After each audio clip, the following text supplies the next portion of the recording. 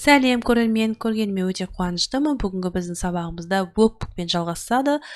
Page number 40, unit number 5, our health activities in and out of school. Өткендегі тақырыбымызбен жалғастырып отырмыз. Students book'тағы 5-ші юнитпен бұл жерде не берілген? Тек қана тапсырмалар. Осы тапсырмаларды біз орындап отырамыз. Окей, the first exercise 1-ден 6-ға дейін біз тапсырмаларды орындап, нұсқаларын суретпен қарап жұмыс жасауымыз керек екен. Бұл жерде біріншісінде қараңыздар, I've got a science class today. Бұл жерде біріншісінде science болатын болса, ғылым жағынан қайсы нұсқа болады? C нұсқасы болады. Бұл жерде біріншісін өздері белгілеп беріп қойған, Окей, екіншісінде and I've got a math exam. Менде математикадан емтихан бар дейтін болсақ, бұл жерде математика болса, әрине бұл жерде есептердің суреті тұрса, бұл жерде D нұсқасы болады, Біріншісі D, екіншісі D нұсқасы. Үшінші, but I've also got art, it's my favorite. Бұл менің сүйікті ісім, яғни менде бейнелі сурет өнері бар дейді. Бұл жерде үшіншісінде бізде қарап тұрсаңыздар, яғни мінекей сурет бояп жатыр, сонда И нұсқасы болады. Бесіншісі, төртіншісі and drama too, I love it. Мен және де актерлік шеберлікті ұнатамын, сондықтан осы іспен айналысамын деп тұр. Яғни бұл жерде қайсы бізде A нұсқасы болады. Төртіншісінде көрдіңіздер ме? Бесіншімізде after school I've got French homework. Мектептен кейін мен француз тіліндегі үй жұмысын орындаймын дейді. Бұл жерде бізде француз қай тілі болады, яғни мінекей жас болған, французша, яғни F нұсқасы болады. Алтыншымызде бұл жерде and this evening I've got a football match. Бұл жерде футбол матч туралы айтатын болса, әрине мінекей көрініп тұр, яғни B нұсқасы болады. Жауаптары бар. Енді екінші тапсырмада бұл жерде choose the correct answers. Біз тест түрінде берген, соны дұрыс нұсқасын таңдап жазуымыз керек. Енді бұл жерде қараңыздар, өте оңай. Яғни I love studying art, especially drawing. Бұл жердегі көмекші сөздер берілген, сол көмекші сөздерді біз қолданып, астындағы тест түріндегі берілген тапсырманы жауабын таңдауымыз керек. She's interested in because she's good math with numbers. Бұл жерде ол бір нәрсеге қызығады дейді, сол нәрседен себебі ол сандарды жақсы көреді дейді, номерлерді, сандарды, яғни бұл жерде немен байланысты болып келеді? Пән болатын болса, math болады, C нұсқасы. Келесі, he plays, ол ойнайды бір нәрсені, and he's in the school team. Ол сол мектептегі командада, мектеп командасында тұрады дейді. Яғни бұл не болады, не ойнайды? Әрине футбол, яғни B нұсқасы болады. Окей, енді келесі бізде қараңыздар, келесі бізде үшіншісінде there are questions about Julius Caesar and Napoleon in the exam деп қойған.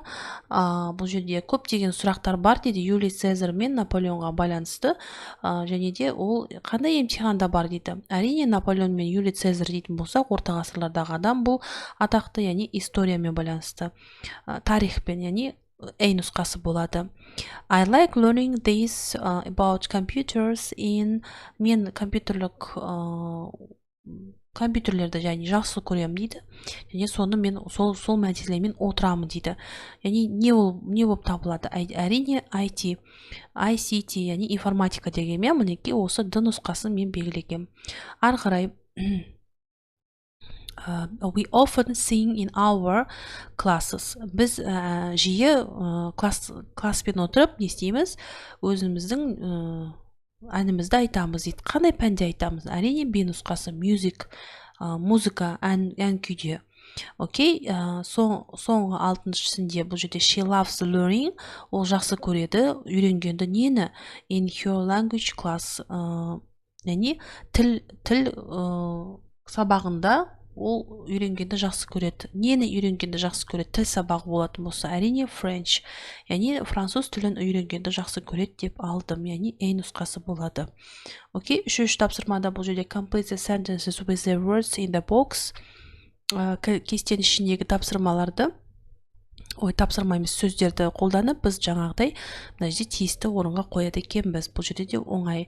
Матч дегеніміз матч кәдімгі футболға байланысты, спортқа байланысты. Practice деген тәжірибе, homework дегеніміз үй жұмысы, класс дегеніміз кәдімгі класс, бірақ бұны қолданбаймыз, себебі сіз қойған мінекей үлгі ретінде берген. Және де exam дегеніміз емтихан, футбол, English ағылшын тілі. Окей, the first Sam is revising деген қайталау, is revising for a geography homework деп алдым мінекей, homework. Ағырай, Tom plays in a football match every Saturday. Бұл жерде матч болған соң football деп алдым. Ағырай, үшіншімізде бізде Julia has got dance practice after school. Мектептен кейін ол жаңағы би тәжірибесіне барады. Тәжірибе болғанда би билеуіне барады. Енді бұл жерде ағырай, төртіншімізде бізде Tom has got a lot of English homework. English ағылшын тіліндегі үй жұмысы деп алдым. Ағырай, Suzy's class are watching a tennis match. Бұл жерде енді спортпен байланысты болған соң жаңа айтқан матч деген сөзді қолдандым. Ағырай, алтыншысында we've always got lots of science exam. Бұл жерде яғни ғылыми лабораториялық жұмыс болған соң, яғни экзам емтиханын алынды болады, үнемі болады деп берілген, сондықтан экзам деп алдым. Окей, төртінші бізде соңғы тапсырмамыз, бұл жерде не дейді, 8 сөйлемді жаз дейді. Өзіміз құрап жазуымыз керек, мектептің сыртындағы және ішіндегі болып жатқан белсенділікті көрсетуіміз керек, жазып. Окей, мен жазғаным неке мынадай болады. I don't mind having English every day. I hate my maths. I don't like physics. I like to go to the swimming pool once a week. I go home after classes. We have chemistry practice on Friday mornings. Chemistry дегеніміз химия сабағында.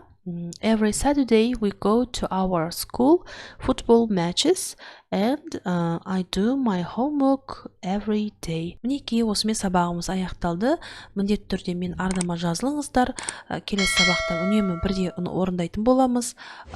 Көріскенше сау болыңыздар.